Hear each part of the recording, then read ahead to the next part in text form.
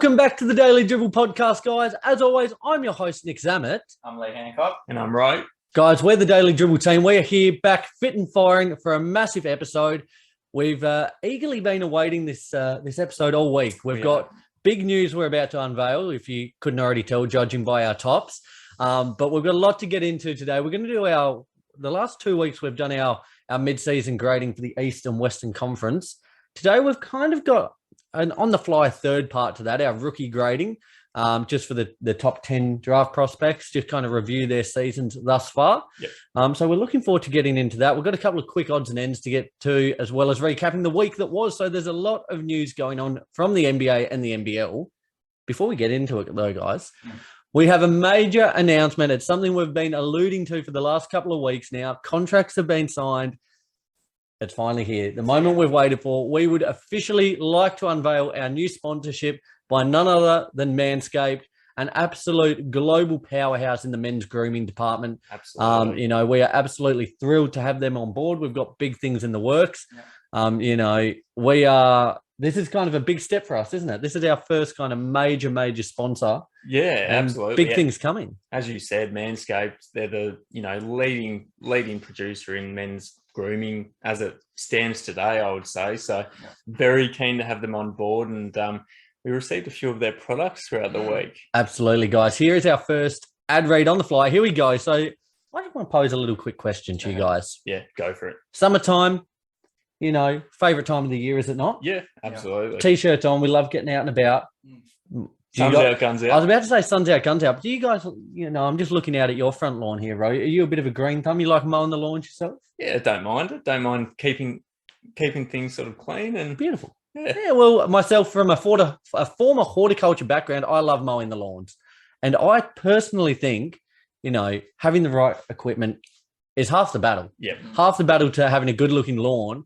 And therefore, Manscaped are perfectly in line with my thoughts.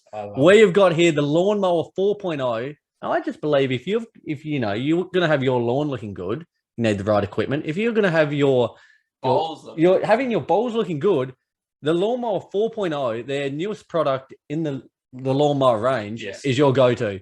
Guys, it is a waterproof, just all body purpose essentially, but particularly balls. Now, as we said, it's summer, it's hot.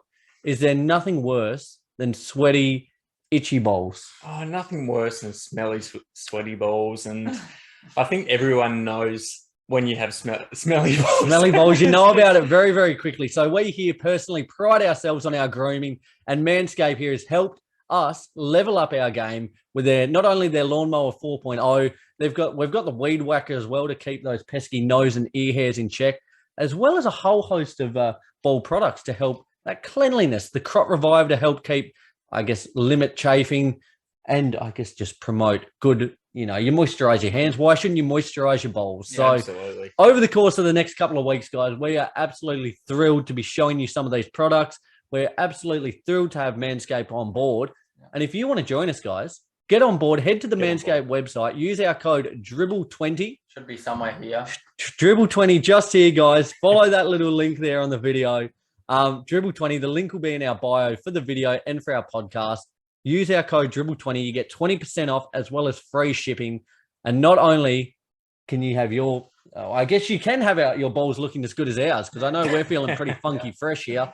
So level up your game in summer. Get onto Manscaped and use the code DRIBBLE20. Must say, I've always wanted to do that. Just this code right here. Just that one there. DRIBBLE20. It's such good value though, isn't it? Like, honestly, it truly is. I've spoken to so many people already who's sort of in the market for a similar type product. And, particularly now we've got free shipping and a discount code, DRIBBLE20.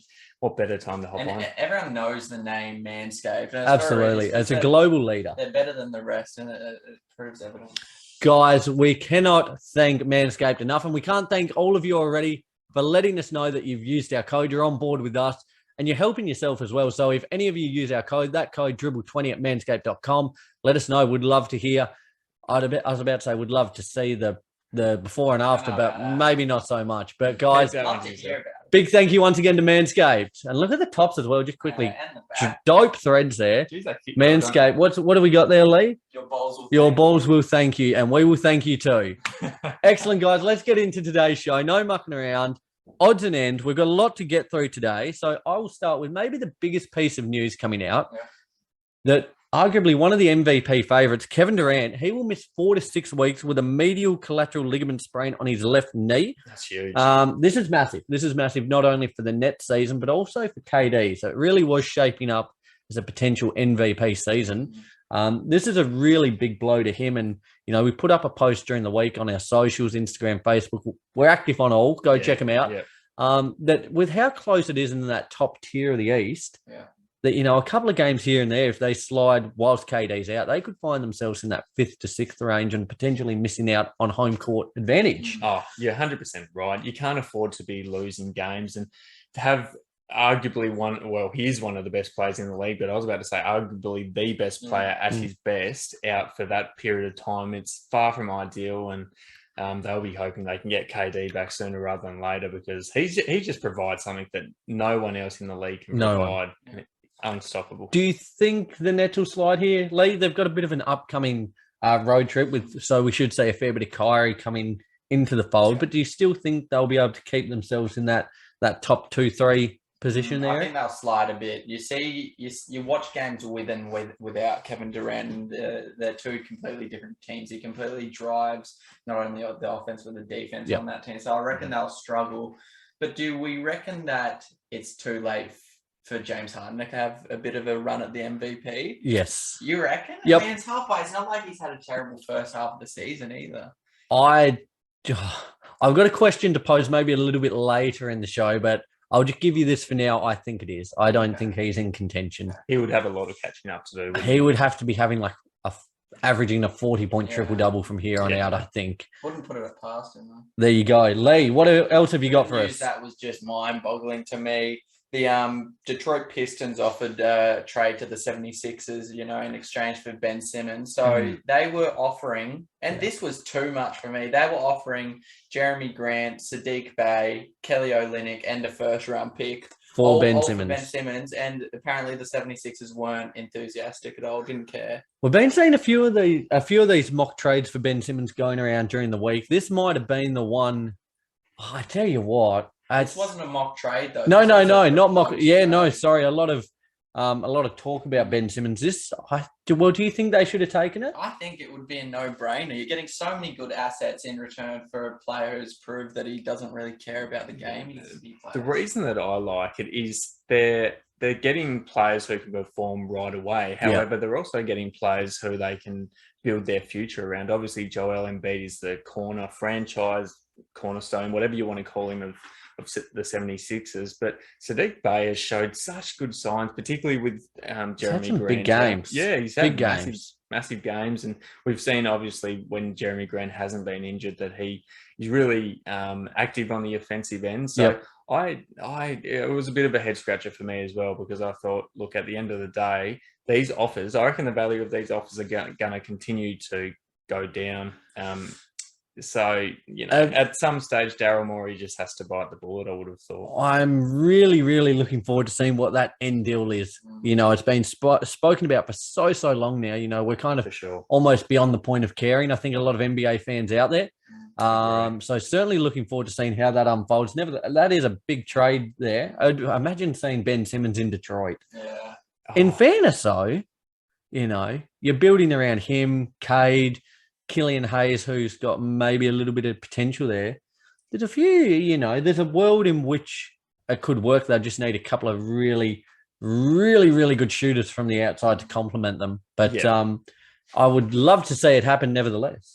I'd just love to see any trade for Ben Simmons happen at this We point, are beyond the point of caring here, aren't we? A trade we did see during the week. Now, I'm just going to have a look to get this right here. It was a 3-team trade. We love 3-team trades, don't we? Yes. The San Antonio Spurs received Juancho Hernan-Gomez and a 2028 second-round pick via Denver. Denver received Bryn Forbes, and the Celtics received PJ Dozier and Bol Bol. Now, both of those players are injured, but that will, you know, aid them in escaping the luxury tax. Sure. for the Celtics, though, on Bol, now this kind of came to light and it kind of clears up what we spoke about last week with Bol, how he didn't pass his physical in that trade there to Detroit. Yeah. It has since come to light. He looks set to undergo foot surgery. It'll keep him out for 8 to 12 weeks now. Yes. So I think that is a pretty clear indicator as to what caused his failure in the medical for Detroit there. Yep. But, how do you guys feel about this trade? As yourself, Roy, our resident Celtics man, you've lost Hernan Gomez and you've got back Dozier and Bol both on the injury ward, but, escaping luxury tax. Yeah, and that's what this trade is that's why this trade has occurred, I guess. But I don't think losing Hernan Gomez is a massive loss by any means, because I don't think he's really contributed to the franchise at all so far this season. It's been a non-factor, to be honest. Now I think about it, I think we're all just excited to be able to say Juancho Hernan Gomez. Yeah. We love the name, but he's done not a lot so far. No, spot on. And I mean, Bol, it's going to be interesting to see if he plays a part and how big of a part he plays once he's fit and healthy. Will he remain with the Celtics, or will he be a piece that sort of gets passed around in the league? You've got a handful of these type of players in the league who are sort of scapegoats. Like anytime you're looking to offload a bit of extra baggage, off they go. Very happy to see PJ Dozier back at where it all began. Yes, what a kind of full circle moment. Yeah. Absolutely. Circle of life. Yes, yep. But it's going to be interesting going forward. Lee, your thoughts on this trade? Anything to weigh in on that one? To see a bit more from Bol, because to be honest, we haven't seen a whole lot from him. But it just poses a question: if do we think he'll even get time at Boston? I reckon shut him down for this season. 8 to 12 weeks, so you're looking at 2 to 3 months there. Yep. And depending on if the Celtics make it into the playoffs, I reckon you just shut him down, give him that extra bit of time to rest, recuperate, really hit it and quit it on the training courts in the off season, and hopefully can really consolidate like a legitimate spot within the league, some legitimate playing time. Because as we said last week, we've seen flashes, but nothing concrete as of yet. Yep. For sure. A player who has been in a lot of rumors as of late, Miles Turner of the Indiana Pacers. Now, it has come to light. A guy, he's probably the name, him and Ben Simmons, the names who are, highest on that trade watch. He's going to be out for at least 2 weeks. It's expected to be a little bit longer till after the trade deadline on February 10th. Now, I just want to get this right because it was to do with his foot. Now, as a big guy, that is concerning. Absolutely. But he's a guy who's received a lot of interest in the last couple of weeks. Do you think now with this injury coming to light for Turner, that interest will diminish and the packages that may be put forth to the Pacers will be, kind of not what they were hoping, I guess? There's always that possibility, I guess. I mean, no team wants to take on a guy who could potentially be a detriment to their team going forward. However, I still think that he'll have a lot of teams lining up for his services, because I think with the change of scenery personally, he could be back to sort of defensive player of the year caliber type player around the rim. He's, in terms of defending the rim, he's averaging almost 3 blocks this year. And it's been a constant throughout the course of his career. And he has shown the ability to shoot from the outside as well, hasn't he? He has. So I think maybe going to a team, as we were mentioning the other week, perhaps Golden State Warriors. Yep. That would be a very handy pickup. They've got the assets to dish off if they were to, so choose that. But I personally think there's going to be teams lining up for his services, because he's, even if it's only on the defensive end, there's a lot of teams requiring that sort of help. Well, Lee, I guess for you then, let me pose it this way. Do you think there's a world, and, I've heard a little bit of talk about it during the week, and I'm starting to see a vision of it. The Pacers, decide to say, let's keep Turner, give him kind of the reins as that big man, and let's offload Sabonis. Let's see what we can get for him on the market at the moment. There's been talk that he could potentially be on the way out as well. Yeah. Do you kind of flip the script there and say, all right, we'll keep Turner and build him as our big man? Well, it depends which one you need. If I was the Pacers, I'd be building around Sabonis, because I think he's more there offensively and he still has a defensive game. Yep. But I do think you get a fair bit back in return for Turner though. Like I Sure. love. He's literally the perfect fit and exactly what we need over at the Hornets. Like if he And came that to was the a team I Hornets- heard mentioned. Yeah, I think we'd go Huge. to another level if he was there. So I'd love to see us brew up a trade and somehow get him. Well, I think Indiana are losing something regardless of if they get rid of Sabonis or Turner. Turner, obviously, the defensive side of things, he's a defensive anchor. Sabonis provides more on the offensive end of things, and also he's been known to be a very good big man distributor as well. He is, isn't he? I think they're both going to be huge losses if they were to go. I'd be keeping Sabonis. So. Such a weird team because they're too good to tank, but they're not good enough to compete. So for sure. Interesting to see what happens with the Pacers there. Lads, anything else from odds and ends that you'd love to share with us today? Just another injury that I just want to rattle off real quick. Lonzo Ball. Yes. He had a injury and he thought originally that he was saying, I can play through this. And it's come to light that he's had to undergo surgery on his left knee and he's going to be out for 46 weeks. Yes. And I think people might be underestimating how much this will impact Bulls winning games. Really does hurt them with Levine out as well at the moment. They're in kind of a little bit of they're lucky they did such good work in the first half of the season that they've got a bit of a buffer there. Yeah. It's kind of, I don't expect them to hold that number one spot down, but the loss of Lonzo is really big in terms of their playmaking, their ability to just stretch the floor. It's handy that Caruso's back now, because he can fill that guard role, that void there. But he's really been quite like, as a Lakers fan, since he's left the Lakers, we saw development in New Orleans, and then coming to the Bulls this year, it just looks like on a different level, showing the flashes that we thought he was going to be coming into the league. And he almost gets looked over now, doesn't he? Though? He does. Because DeRozan obviously playing at an MVP caliber level. When when Zach LaVine's out there, when Vooch is out there, these are the bigger names, but he provides so much on the, facilitation end of the floor. And he's also a really good defender.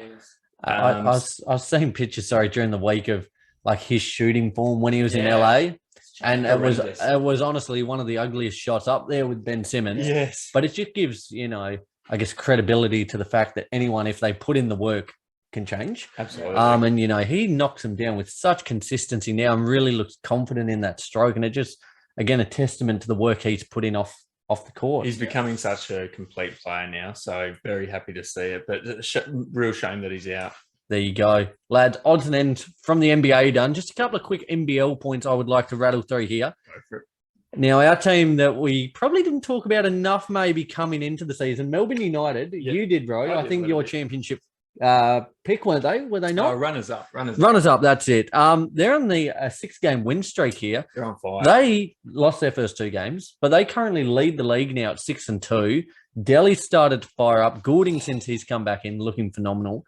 And they're starting to look like that powerhouse once again that we thought they would be. I mean, it's no coincidence, is it? Delhi performing at an extremely high level and Melbourne United winning games. It's bound to happen. It just goes hand in hand, doesn't it? And a guy who goes hand in hand with leading the league in scoring, Bryce Cotton, he still currently leads the league, 22.7 points. Yep. Mitch Creek and Vic Law closely following him, but there is just, phenomenal scoring across the board this year. There's so many players who are around that 20 plus mark. And it's just awesome to see this level of scoring now. So many players who can perform on any given night. It's really fun to watch. The thing about the NBL, particularly this year, I've noticed is maybe you go back 5-10 years and there's just a handful of players who are sort of must watch. These days, you could tune into pretty much any team in the league, and there's at least one player who's going to catch your attention. And Jesus, we say it so often, but there's so much extremely good talent in that league. Can I give you a player I'm keen to see for the back half of the season here? You go for it, Nick. Yep. He is the guy who's currently leading the league in assists. Yep. Without Scottie Machado, he is leading the Taipans front line. Tajir McCall. I love this bloke. He's averaging 16.3 points, a league-leading 6 assists and 7 rebounds. He has had big shoes to fill whilst Machado, who went down in that game versus the Jack Jumpers earlier in the season, He's electric. From the US, he's just a bowler. I think we called this early days because I think we were watching this game together, and he came. It was a brick show. It was Yeah, a it was a horrible, brick show. horrible game to watch. An absolute brick show. But he was However, the shining light. he was incredible, wasn't he? And we sort of got the feeling that without Machado going forward, that he was going to take the reins. And goodness me, he's probably most improved at this point, wouldn't he have to be? Don't know if he's Was most he- improved because he hasn't been in the first year in the league. Yeah, right. Yeah, okay.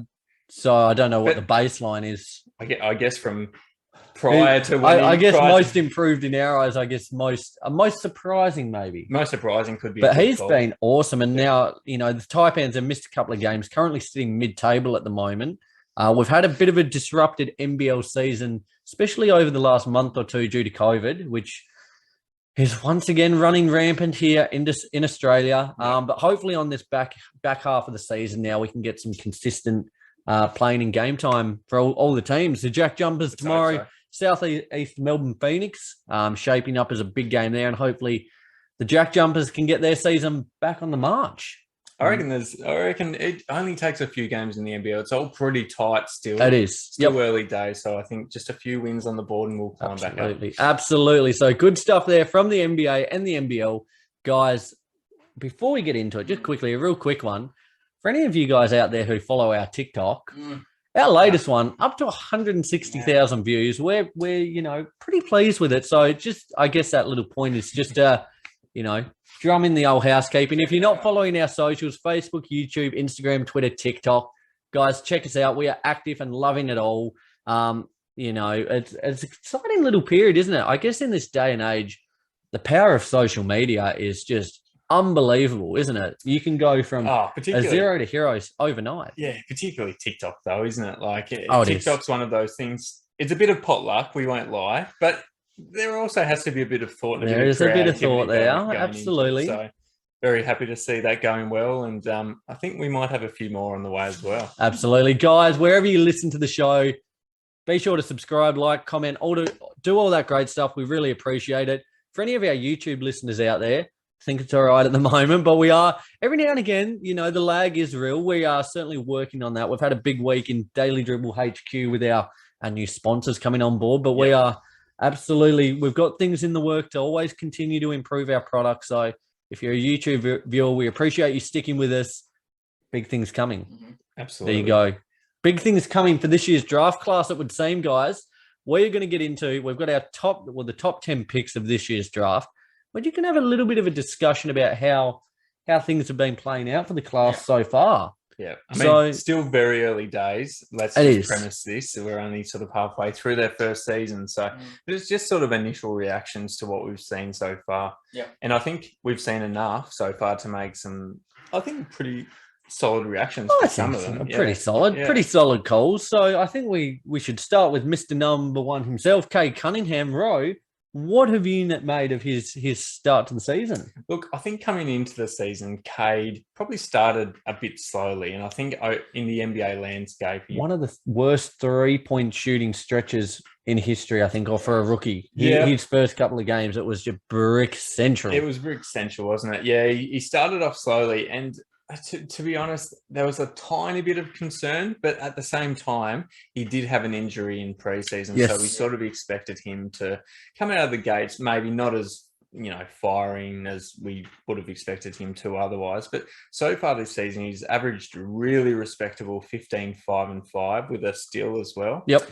And he's actually performed so well of late that he's climbed back into Rookie of the Year contention. Absolutely. Not saying he's leading Rookie of the Year, but I mean, he's certainly improved as the season has progressed. And he sort of looks like he's gaining more confidence as the season progresses. Definitely. He's feeling more comfortable at NBA level. So I'm really happy with what I've seen. After a slow start, he's performed really admirably since then. And such a good spot for him, given the fact there's no pressure in Detroit. Yeah. Like he can just play with freedom. He's different when they're on the court. He's a plus 4.8 point differential when on the court, which just shows, whether it's showing up in the box score or not, your impact always shows up in that plus minus, what you can actually bring, even without the ball in your hand, which Cade is doing. As you said, he's got such a well-rounded game. His scoring's coming along, facilitating, playmaking, and on the defensive end as well, he's been really kind of surprising for me. And I think he is starting to really work into that number one role. Like it is, a lot of pressure coming into it, especially when he kind of made the claim, I'm the franchise star. We're going to, make Detroit relevant again. Yep. There is that expectation on him. But, after that slow start, I'm liking what I'm seeing. He's not afraid of the moment, and he's got the perfect body for the game as well. Like he's NBA ready. Looking forward to seeing what he can do. And as you said, he's back in that rookie of the year contention, really mounting a legitimate threat to it. And I think that'll only grow as the season goes on. And anyone who goes number one, I feel like has the highest expectations to do well. 100%. Detroit may not have a mentality of having to win now, which is fine, but that doesn't go to say that people don't expect Cade Cunningham to play well. I think he has, out of all the rookies, pretty close up there with one of the the most expectations to do well, and that's hard to do in the backcourt alongside Killian Hayes, who isn't assisting him in scoring, who isn't assisting him in playmaking, ball handling. He's kind of having to do it all, especially with Jeremy Grant out. I think kind of playing with four on the court with Hayes. I've gone real south on him. You went north to begin with. I went to the moon with him and had nothing but hope and just huge expectations, and I couldn't be further from the truth at the moment. So looking forward to seeing what Cade can do. Lee, the number 2 pick, Jalen Green, Houston Rockets. Guy who I was really high on at before the start of the season. I know I did. Did we all project him as rookie of the year? I did. I feel like I did as well. Yeah. His output at the start was very slow. It was probably it was very slow, but he has picked it up as of late, and I do like to see that, which he should have though, because he's the number 2 pick in the draft. Yep. But what I like from him, he's shown flashes. He's shown that he's shifty. He's great in transition. He can get to the basket, and I do have confidence that one day he'll be a high-level scorer. But right now, he just has to work on a couple of things. Yeah, as you were saying, Lee, he did really start with poor efficiency for the season. He was just an absolute gunner, which, as you find your feet, again, a team without too much expectations, he was just kind of getting a feel for it. Went down with that hamstring injury. Since he's come back, though, as you said, really improved and looks a lot more controlled. The efficiency is better, and just, looks, he's not afraid of the moment, which is awesome for him. But I just think his game has a lot of refining to do. A lot of refining. I think out of probably all the rookies, maybe this top 10, he's the player who might have, I'm not going to say that, not the highest potential, because I think maybe Mobley does, but I think he's the player who needs to refine his game the most. He's got huge potential, but I think the biggest thing is just working on slowing down a little bit. Like he just looks like, especially in that first part, there was a million different things going through his head, and he didn't know, which one to go with. So he just needs to breathe a little more, I think, just kind of relax and trust his teammates a little bit more. But I've been impressed with the way he's bounced back after a pretty ordinary start. And the positive thing is all of those things will come with time and maturity for Jalen Green. It's not something that can't be worked on going forward, and particularly given it's the first half of his first season in the NBA, I think we've still got plenty of time. I've seen enough from him to have belief that he'll be a really good player down the track. Just a little stat that so far this season, he's had 8 out of 31 games under 10 points. Now, if I'm the Houston Rockets, I'm probably wanting that number to be a little smaller. I don't so sorry, 8 out of 31 he's scored under 10 points?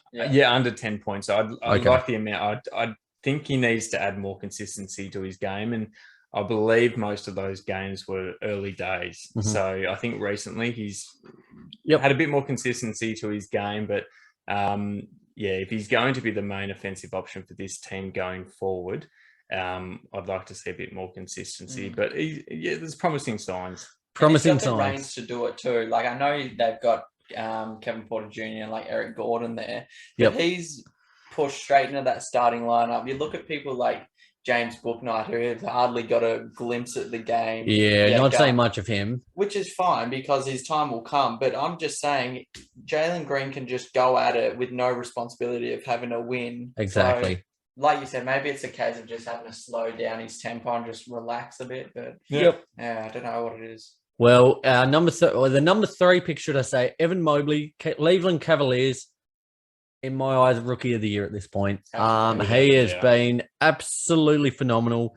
A little bit of not a concern, but the thought was maybe on the offensive end. Might struggle a little bit. He's up to 15 points a game now, looking phenomenal.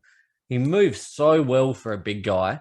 And the fact that I love, he can guard 1 through 5. Yeah. Like, he's super big, but super mobile. And just that ability to be so switchable and interchangeable on a Cavs team, that has a few big guys. You got Markin and Allen in the starting lineup. Having that other big, but who is so interchangeable, is just a luxury, is an absolute luxury. He is just unreal. He has surpassed my wildest expectations as to what I thought he could be. And just on both ends of the floor, looks like an absolute monster.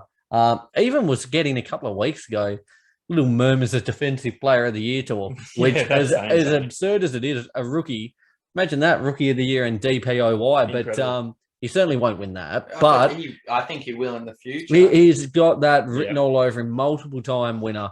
As I said, that ability 1 through 5 is just not many players in the league can do that and do that to such a high level. And as a rookie, because he, on the defensive end, he's great all around, but it's predominantly his rim protection. You need to be confident to jump up and block some of these guys that have been in the league for years, and he's doing that with a lot of confidence on a nightly basis. And it's not even just his defense. Like, his shooting stroke looks well. He's done a little bit of ball handling.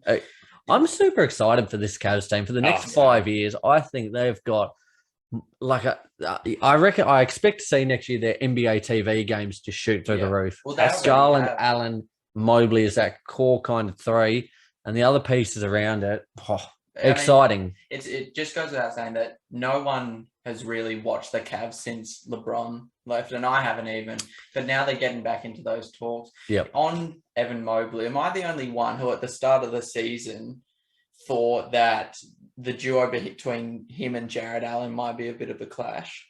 Which it hasn't been. It's been quite the opposite. They've complemented each other quite well. But I was like, at the start of the season, I was like, why would you pick Mobley at the 3rd pick and Jared Allen? That was actually my immediate thought as soon as he got drafted. Because I was thinking, how is that going to work, having two?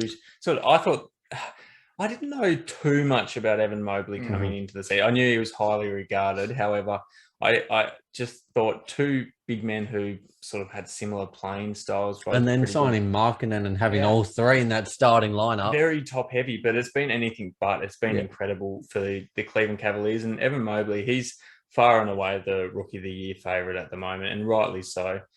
Just provides a bit of everything. The thing that's impressed me the most about him, that I probably can't say for most of the rookies, but he seems like he's a guy who could easily be mistaken for like a veteran in the league. Like, he plays with so much ease, and he's so comfortable, poised, super poised. He's really, really fun to watch, and it's no surprise that sort of his high performance has coincided with Cleveland Cavaliers' ascension up the standing. So, he's one to watch going forward for sure. Ro, carry on, my friend. What our number 4 pick there, Scottie Barnes. Do you think number 2 in the Rookie of the Year race at the minute? In my eyes, yes. Yep. He has to be number 2. It's a tight race after Evan Mobley, I would have thought. But he's in and around the picture. For me, probably the biggest shock of the draft in terms of over-exceeding expectations. Remember when he got taken 4th, and it wasn't just me. There was outrage. I think the whole NBA community was sort of in a bit of shock. They thought that Jalen Suggs might have been the guy to get that pick in the draft, but no. It was one spot, but people went crazy, didn't they? Went nuts. Yep, it's unbelievable. Toronto Raptors happy with that pick. It was sort of not a stab in the dark, but there was a little bit of unpredictability about it. But he just looks, likewise with Evan Mobley, they just look so comfortable at this level. There was a period of games there where Pascal Siakam was out. I think Van Vliet was out for a little while, and he was leading that team. And, perhaps they weren't winning as many games as they are now at that time. But in saying that, he looks so comfortable leading that team. And he's probably one of, if not the most exciting player for me going forward in this draft. Lee, what do you think of Scottie Barnes? I think he's behind Evan Mobley, probably the second most impactful player to come out of the draft. Like you were saying with, I think it was Evan Mobley, he can also play 1 through 5 on the... That's on my notes here, 100%. How's this? Rose had a shocker, mate. He's gone for the old drink and he's missed the mouth. What have you done, pal? I'm just wearing in the old manscape shirt. How many of these? Oh, dear. And to be fair, it's a bit hot in here as well, so might just need to cool down a little bit, but moving on. No, but he can play... Deary me. He can play Missed one... the mouth. He can play 1 through 5. And when I see Scottie Barnes, I see when it comes playoff times, and if the Raps do make it to the playoffs, he's going to be really impactful and, impactful to their winning. I'm very high on Scottie. Just as you said, Lee, like one of the kind of keynotes I had here on Scottie Barnes was, again, I said, as like Mobley, that ability 1 through 5, huge. Had an absolute tear to start the season, was leading that Rookie of the Year race. Has cooled down a little since, Pascal, Fred have come back, all those players, the big guns. But he's averaging 14.5 points, 8 rebounds, 3.5 assists a game, looking phenomenal. The thing I love, though, he just gets in there. He's leading rookies. He's averaging 3 offensive rebounds a game. That's crazy. And he just looks, like as you said, like he looks built for the league. Yeah. A guy who is... I really hope the Raptors make the playoffs just for the pure fact, having a player of that caliber. I don't expect them to go far into it, but just getting reps in. Have to. Like the Grizzlies, you don't have any expectations on them in the playoffs this year.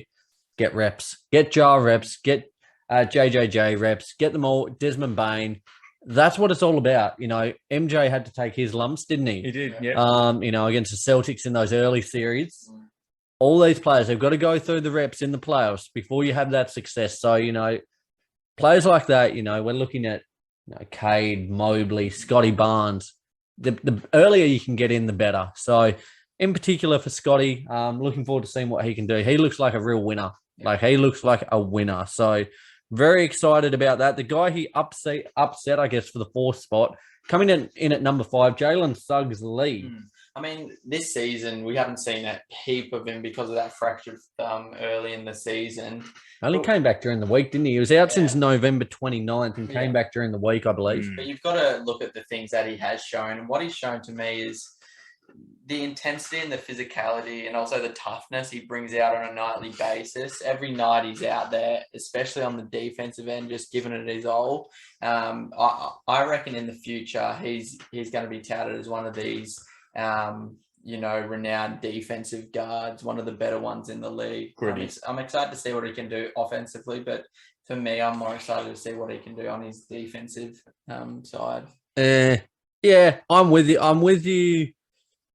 He's looked better as the season's gone. Like, he went down with that injury, a little more poised, but as you said, defensively is the exciting part, and I 100% agree with that, because offensively he has been he's been pretty woeful. He's been shooting 25% from 3 and 36% from the field. 25% usage as a rookie, but those shooting splits are just, they are, in any sense of the word, horrible. It's got a lot of work to do. As we said, rookies, we're reading into things very early here, and they can iron out very quickly. Because it's such a small sample size, a couple of good games and he's boosted back up to league average.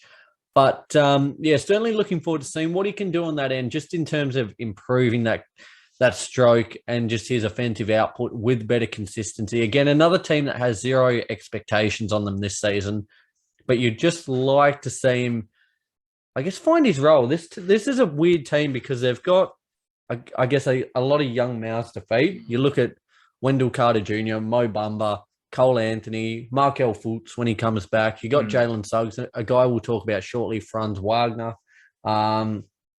It's interesting just to see where everyone fits into this team. Yeah. Like, you look at the Cavs, they've got some young stars, but, what everyone's role kind of is, don't you? You do. I not so much with this Orlando team, so interested to see, who kind of steps into that kind of that key role. I don't even think Orlando fully know what the plan is going forward. They've recruited obviously a lot of young, talented players, but God knows how that's going to work out in 2 to 3 years. It was like the Mo Bamba Carter Jr. situation. They kind of had both and didn't know which one to go. So right, we'll just play them together, and I guess it's stuck at this point. But there was no real clear direction there. It was kind of just a battle to see who earned their spot, and that's just where they're at, isn't it? Yeah. There's no clear goal at the minute, I guess. No clear direction. I mean, for me, in terms of Jalen Suggs, it's similar to Jalen Green in a way that I wish that he'd been more consistent. I know very similar. He has been out for the fair majority of this season so far, which has been far from ideal for him. But I'd prefer him to be sort of like a 13, 14, 15 a point a night player as opposed to 16 one night and 6 the next. I feel like he's either, I feel like he's been that type of player so far. And I hope that trend doesn't continue. And I'm sure it won't, but regardless, he's a watch this space type of player for me. Absolutely. I think he's shown enough to prove that, okay, he's not an absolute bust so far, but at the same time, I want to see more out of him going forward. Just quickly, yes or no? Or not a yes or no, a team or a team answer. Who's the winner, Orlando or the Raptors? Who got the better end of? Are we talking about with Franz Wagner? No, with Scottie Barnes. And it goes out saying Scottie Barnes. It's just the Raptors look like huge winners here. They took that gamble. The fact that it was like a dark horse pick as well. They must be thrilled with where he's ended up. Row for yourself. It's got to be the Raptors, doesn't it? It's just Scottie and then daylight. Scottie too hotty. Fortune favours the brave. Guys, the number 6 pick here we go. is Mr. Josh Giddey. Phenomenal stuff here. Like this guy, there was so much almost reluctancy to accept him as the number 6 pick. Yep. His athleticism was a concern. His scoring was a concern. Just his overall game was being torn apart by the media. He has come out and just absolutely pissed on everyone who said anything about him. Was it the November and December Rookie of the Month, or was it December, January? Might have been all three. I couldn't tell. November, December. That's right. Go stick with your gut. His passing is, I think, in the top. What are you looking at? Top 10 to 15% in the league. Yeah. I reckon. His just ability, no look on the sling, both hands. He looks unbelievable in his playmaking. His scoring looks a lot better than I thought. He's still got a bit of work to do with that stroke, as pretty much we've mentioned on every rookie. So, not too concerning there. He's a triple-double threat every night nearly. He is the youngest player in NBA history now with a triple-double. I'm really liking that kind of that duo watch of him and SGA. I think in the coming year or two, that tandem is going to cause a lot of teams headaches. The only thing, as I said, to work on his stroke. That'll come in time, and it's not. It's coming along, absolutely. And for him, that's like Ben Simmons. If he could shoot, that's a bonus. But his primary role is on the defensive end and playmaking, which Giddey's doing. So I'm stoked to see what his career trajectory will be. I think I've got a stat here. In the last 9 or 10 games, he's 63% from 2 and 35% from 3. So it's already coming. But like you said, he is the best passer out of the draft. His passing ability, his vision, his on-court IQ is just through the roof, and that's something that never diminishes. You look at CP3; he came into the game and he had an above average IQ, and that hasn't left him. It's only got stronger. I think throughout the whole of Josh Giddey's career, he's just going to have that on-court IQ, which is very beneficial. Just quickly before we go to you, Ro. We spoke about a few of these players, Jalen Green, Suggs, who just need to at times slow down a little bit because it's such a frenetic pace and there's too much going on. Giddey, and we've spoken about it, similar to Luka Doncic, plays at such a plays the game to their kind of speed. They're not influenced by if they're playing a De'Aaron Fox who wants to go a million miles an hour. He just sets the tone. And like he's deceptively quick though. Yeah.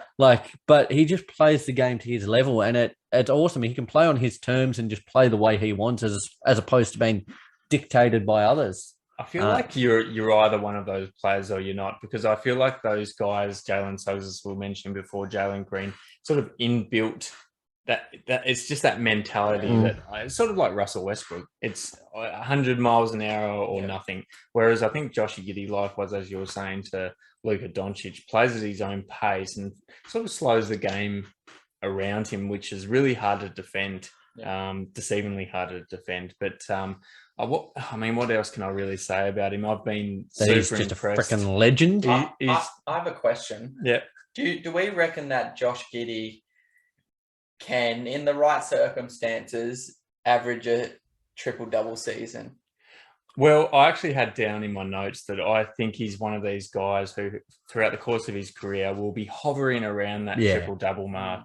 So I reckon he's the type of player who I could see him in his career averaging maybe 16, 8 and 8 or something along those lines. I think that's a fair prediction. God, he's arguably one of, if not the most complete player in the draft in terms of, his points per game have improved. Rebounder. He had one game where he had, what did he have? 18 rebounds. 18, yeah, something like that. Assists. Just everything. He's been outstanding. And that goes to show with those 2 Western Conference Rookie of the Month awards. Absolutely. We're loving it. Josh, never in doubt. Roy, carry on. We've got 4 players to go, so we'll rattle through the next 4. We've still got a bit to get through. Jonathan Kuminga for the Warriors there. Yes, Kuminga. Look, it's fun name, Kuminga. Before you start, this is a hard one to read, so I'm a bit excited to see where all of you go with Jonathan. Yeah, okay. Do you agree though? Because he is a bit of a roller coaster. Well, it's a tough one to read in my eyes because he's been drafted to the Warriors, right? So any player who went to the Warriors in this draft, I think, may have been impacted from a statistical point of view anyway, because they've got so many other good established players as opposed to maybe going to like a Detroit or Orlando or something like that. But he's averaging 6 and 2, but in the minutes that he's gotten, and his minutes have increased recently. Draymond out there, Yeah, he's been really impressive actually. I think he had a 25-point game against the Bulls, and that was probably his game where he came out and he said, "Look, if I get minutes, I can tear you guys a new one." So I think I think there's so much to look forward to for Kuminga, and I think the fact that we've only just seen a small glimpse of him. Good signs to come. I hope he gets more minutes going forward as well. Hope he's not wasted on the bench. Yeah, I think it's almost because the Warriors are cruising at the minute. Yeah. It's kind of not handy, but it's kind of good that Draymond's out and they're forced to have a look at these younger players. We're looking at Moody, we're looking at Kuminga, etc., etc. It looks good on the defensive end. His dunking ability is fantastic. His confidence is starting to soar. The big thing to watch out for me. Yep. And I looked at a few interviews during the week and a few bits and pieces here and there. He went down to the G League team, was it a week or two ago? Or I know Steve Kerr's mentioned to him that he needs to just play with intensity all the time. Like I know in the G League when he was back there were just some plays and a couple of games where he was really flat and things of the kind. Took the foot off the pedal, but you know, you need to, even in the G League, it's kind of you're showing out to get those minutes and that opportunity in the NBA. So I hope for him when he's in the NBA and in the G League, he just really applies himself because he's showing a lot to like so far. But he needs to, like you're a rookie, you've got to earn everything you get. So just hope he continues to apply himself. But yeah, it's exciting. I think the Warriors, I love what they're doing. When we spoke about prior to the season tipping off, not only are they poised for now, but they've got a lot to like in the next few years as well. So, for sure. Looking forward to seeing what he can do. Lee, what do you think of Kuminga? I like him, especially just recently with Draymond Green out and he's being able to show his talent a bit more. I like what I've seen from him. I think he's averaged with Draymond out in the last 4 games about 17, 6 and 3 in about 27 minutes, which I like. So it's not bad numbers, but it does come back to some of his down points, his erratic shooting, his fluctuating effort levels. You kind of just need to iron these kind of things out and appreciate that you're in the NBA and this is your job. In saying that, I still think Steve Kerr is trying to find the role for him and where he, brings out his most potential.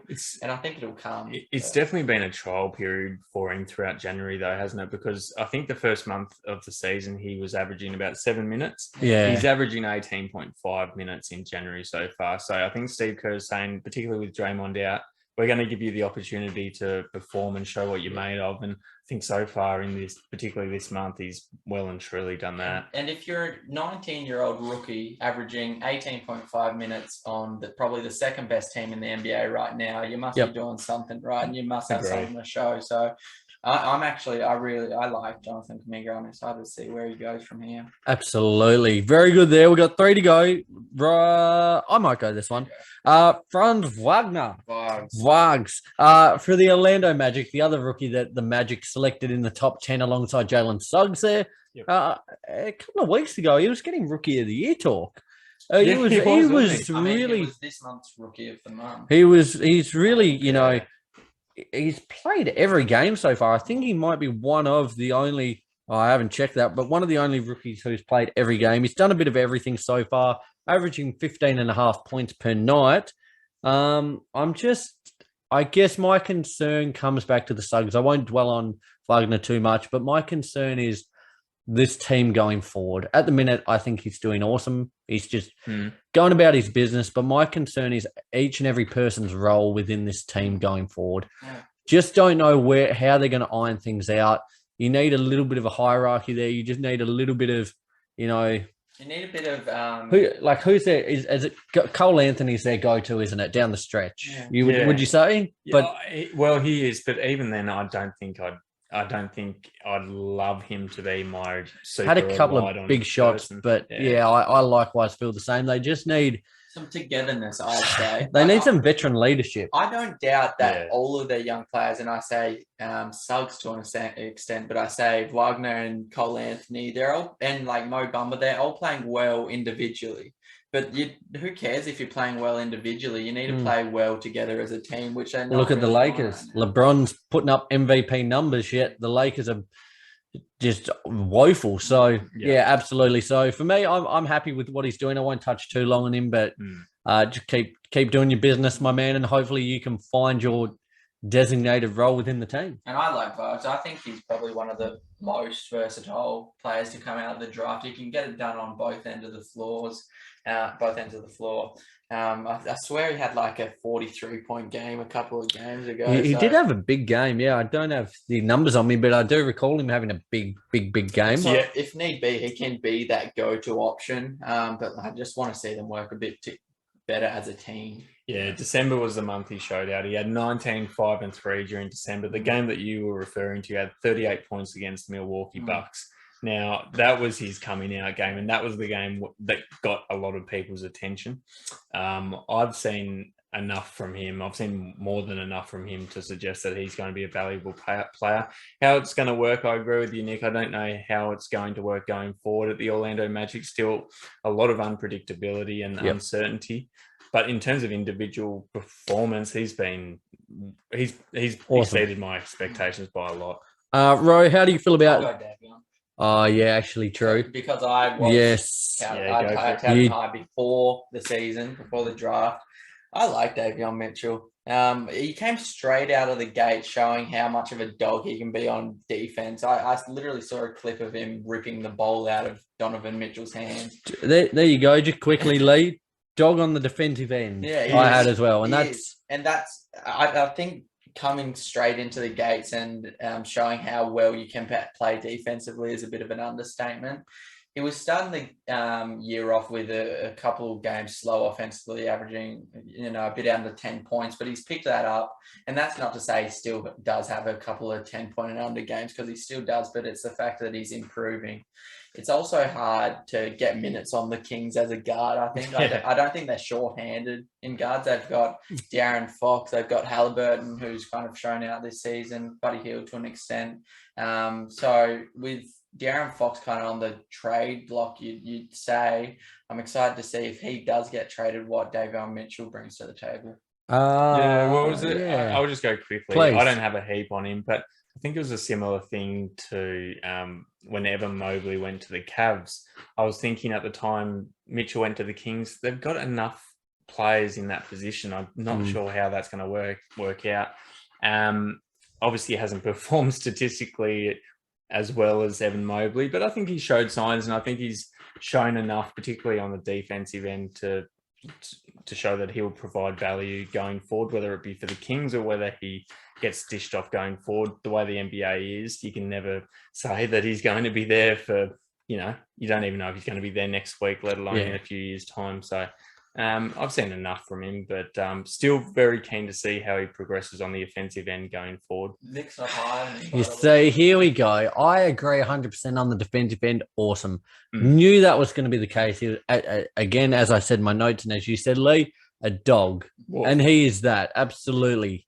My big concern is the fact I think everyone might be forgetting this guy's 23. Oh, yeah. He's So, mature age. Yeah. He's mature age, and the offensive, he's shooting 39% from the floor. Hasn't looked that great on the offensive end. Now, I know that's probably not his primary role at the minute.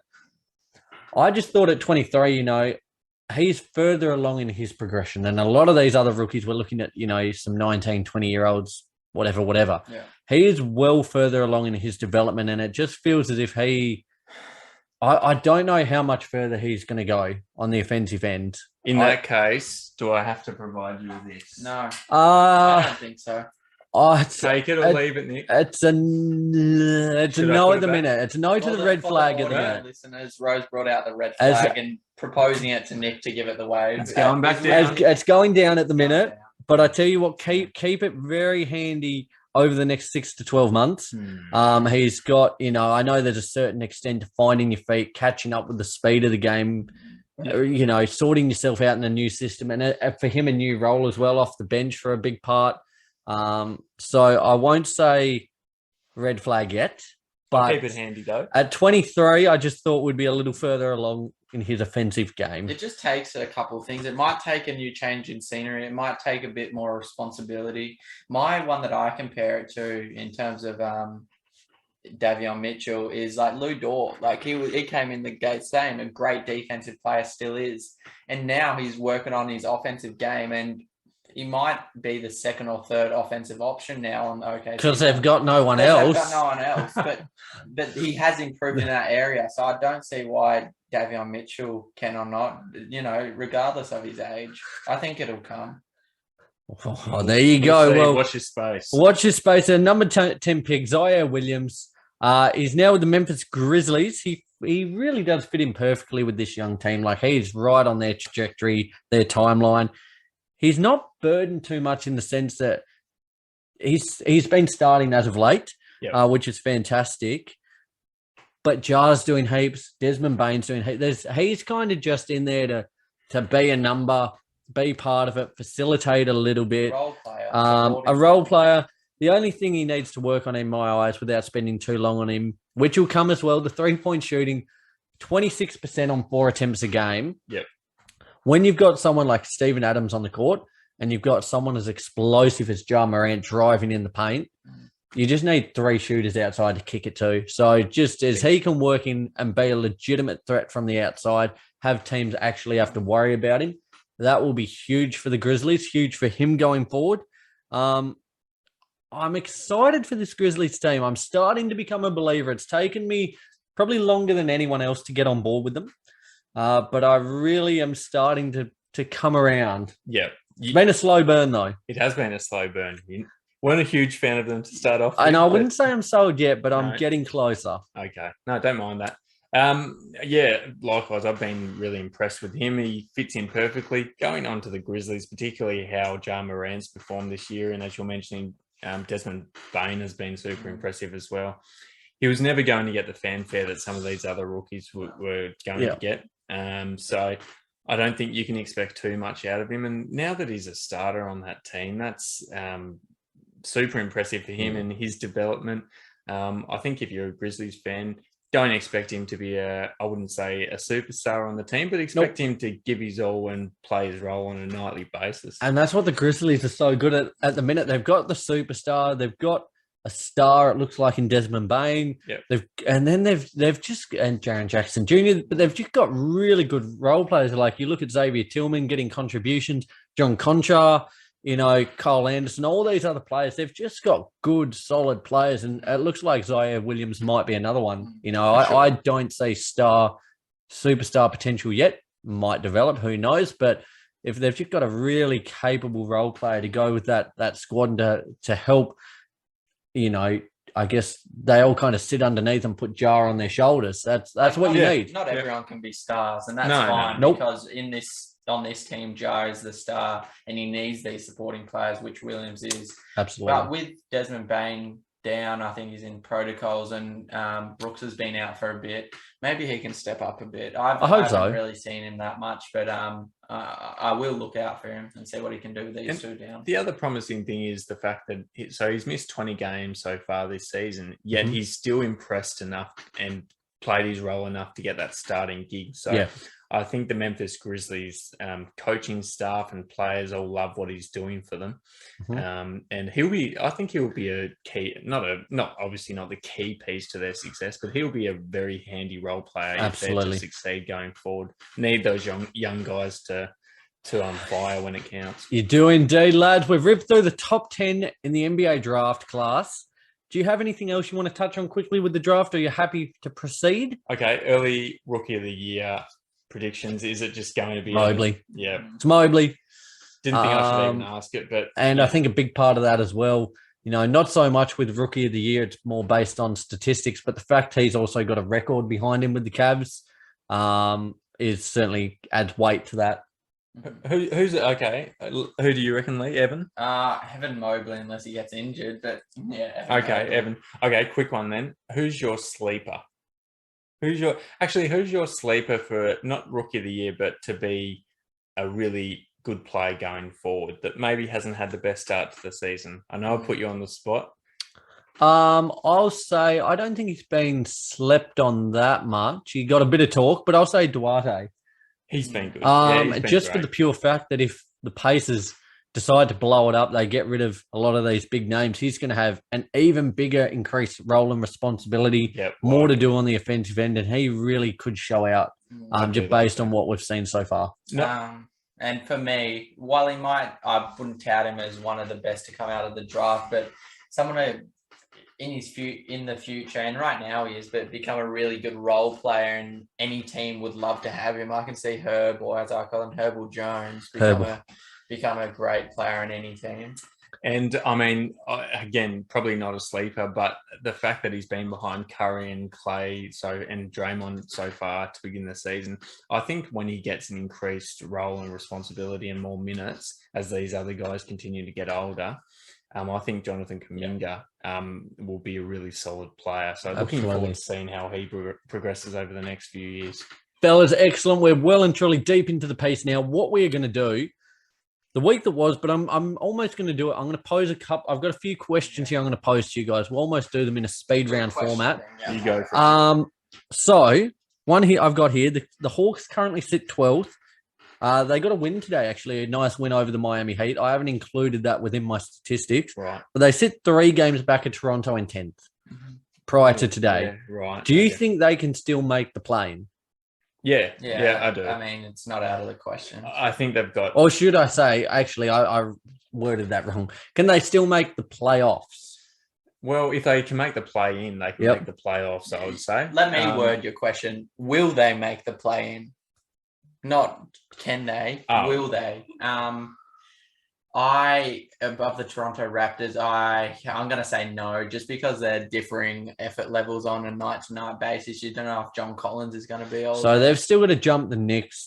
You're competing with the Celtics, the Raptors, the Wizards are down there now. Yep. Some of these teams, so you think they can't? I just think they're teams above the... I think they can't. I think they won't. Right. Okay. Because the teams above them, I think, are playing... So they're not making the play-in for you, Lee? Yeah, exactly. Right, I think they're making the play-in. And as I said, if they make the play-in, I think they're potentially they have the potential to make the playoff. Yep. So they've got top end talent on that team. Trae Young's been outstanding. I think they've got enough to at least make the play-in. No, you're outstanding. Let's go to the other conference. Who's getting the 10th seed in the West? Blazers, Spurs, Kings, or Pelicans? Oh, all bottom feeders. Them all make me Shit kickers, to you a reckon? certain extent. Don't Yeah. like any of them. Oh, dearie me. I mean, if I was to go for any of them, far out, you'd have to go maybe the Blazers, I guess, once Dame returns. But even then, I don't have any certainty in them whatsoever. Yeah. I think they're all shit kickers, so don't like any of them. Yeah, I'd say Blazers as well. Yep. Yeah. Blazers as well. I'd Yeah. say Blazers. Loving what Simons is doing there. Oh, Do Party you- Rock anthem. Far out. We love it. Little inside Oh, joke. there you go. Is Russell Westbrook the most loved and hated player within the league? From moments of madness, we see, the absolute bricks he puts up. There was one yesterday against the Pacers. It was just a horrible little mid-range jumper. To the moments of absolute brilliance, that dunk earlier in the week over Rudy Gobert. I'll rephrase that question given the news we've had during the week and him getting dragged the other day in the fourth quarter. Yeah. Do you think a player of his caliber should be getting dragged in the fourth quarter? What do you mean? Drake? Like they took him off because they thought they're not going to win with him on the court. Do you think that's the right call? Do you think a player of his caliber has got to be on the court? It really depends how he's playing on the night. If he's having a stinker, I don't think he should be on the court. But that's all. He also brings so much value just in a spark. I think it's. I can't answer that one. I'll answer both your questions. Yeah. Is he the most loved and hated player at the moment in the league? No, I think it's this guy. I love him personally, but there's a lot of haters out there, which I think is ridiculous. And That for was LeBron. LeBron for all our podcast listeners. In terms of should he have gone off in the bless you, Lee, should have he gone off in the late stages of that game? When you've got one of the best players in the league at this time on the bench in the dying stages, or he should be one of the best. I don't think it's a great look. Yep. However, I think Frankie Vogel said he played the players who he thought gave the team the best chance to win in that game. And I can't disagree with that to a certain extent. So you can't really mess with Frankie Vogel's logic, particularly given he thought the lineup that he had at the time was the one that was most likely to give I them like the the win. fact he's got the balls to do it. He must have pretty clean-shaven balls, courtesy of Manscaped He as must well. use Manscaped. Get him up. But get him up. There you go. I think purely for the fact he can be taken off, just for the sense they've got LeBron. If it was Russell's team, he's the star of the team. Yeah. I think you've got to probably keep him on. But the fact he's almost a second fiddle, third fiddle when AD's around, I don't mind if the situation calls for it to take him off. Tell us your thoughts on this. I mentioned this to you before the pod, Nick. Oh, here we go. I've heard little whispers on the grapevine that Russell Westbrook might be a candidate for a role off the bench as the second string point guard for the Lakers. Surely, if you're the Lakers, you're not putting him in the second unit. You'd be trading him before you put him in the second unit, wouldn't you? On that note, I saw something which would be an incredible, again, coming back to that full circle call, an incredible full circle moment, that there was a trade proposal between Russell Westbrook back to the Rockets Yeah, I've and heard John that. Wall coming to the Lakers. Yeah, I've heard On that what as planet? well. I've heard that as well. No. I almost think, why not? As a Lakers fan, the salaries aren't too different. Yeah. You Like- think why not? I think why?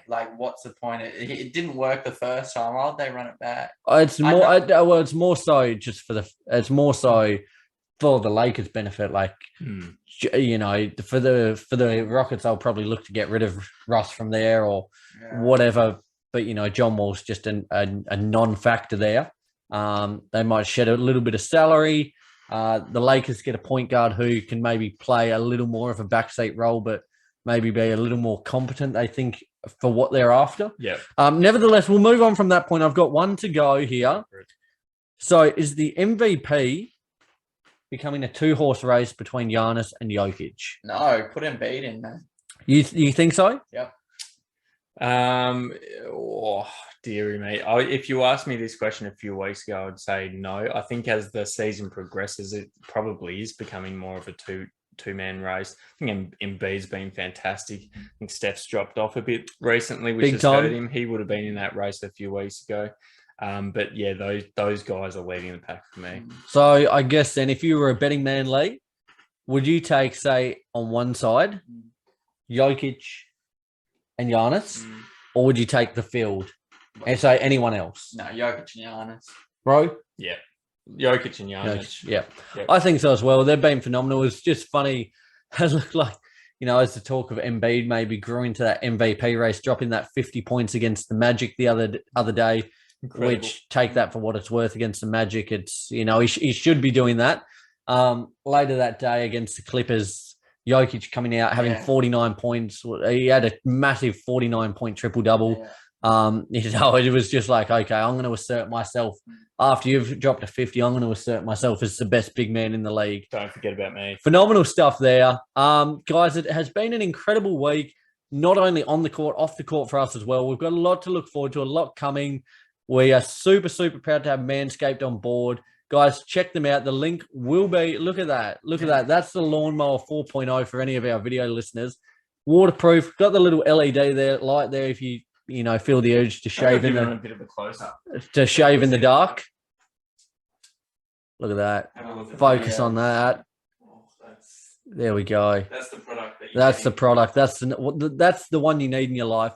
Guys, we're going to have the link everywhere. Check the link in our bio for any of our YouTube listeners, podcast. The link's going to be there everywhere. Be sure to help us out by helping you. Have your balls looking as smooth as ours will be, or are, should I say. Use the code Dribble20. Really appreciate the support. Big things coming. We're looking forward to it. For any of our YouTube watchers out there, as we said, we appreciate you sticking with us through the lag. Big things coming for that over the next couple of weeks. We're going to really refine that aspect of it. As we said, season 3 for the podcast, we've only just forayed into the video side of things. So we're still ironing out the kinks, but we certainly appreciate you guys being here with us. I tell you what, it's another glorious day down in Hobart, isn't it? We are absolutely fit and thriving here. It's a good day to have the T-shirts on. I think so. I think we mentioned last week, have you ever filmed in a sauna? And likewise again today, it is hot. She is warm. Yeah, I think last week takes the chocolates, but today's pretty warm in its own right. You can look at that, Lee. Put your arm out. Ro, put your arm out for any of our. You can spot the two blokes here who went to the beach today to the one bloke who didn't. No, but it's good. We're certainly looking forward to it. As we said, the NBL now in the back half, the second half of the season, we should see a lot more consistent flow of games now that the hopefully most of the COVID protocols are done and dusted. So we're certainly looking forward to breaking that down with you over the coming weeks. Likewise, I think next week we're going to do a little bit of an international draft, are we not? Looking forward to that. That's going to be We are. So we're looking forward to that. Guys, be sure to subscribe, like, comment, wherever you listen to the show. Share with your mate's mum, and your cousin's neighbour. Yes. Doesn't matter. Share with here, there, and everyone. Keep your eyes peeled. We'll be back with another classic ad read next week from Manscaped. Dribble20. Dribble20. There it is. 20% off. Free shipping. Guys, support us by supporting you. We can't wait to talk to you next week. Till then, love you. Bye.